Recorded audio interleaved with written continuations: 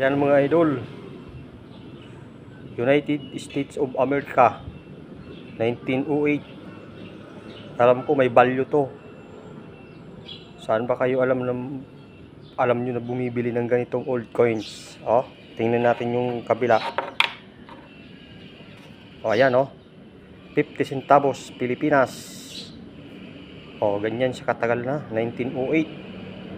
Alam ko dati napanood ko to sa Jessica Soho, laki ng value nito. At saka si Boss Toyo, alam ko bumibili ka nito, Boss Toyo. Baka mapansin mo to. Magkano kaya halaga nito, Boss Toyo? Yan oh.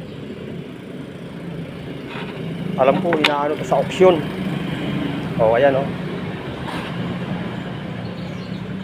1908. Oh. Sana yung nakakaalam magbigay alam sa akin at nang magkaroon ng kunting puhunan sa negosyo. Yan mga idol. Salamat.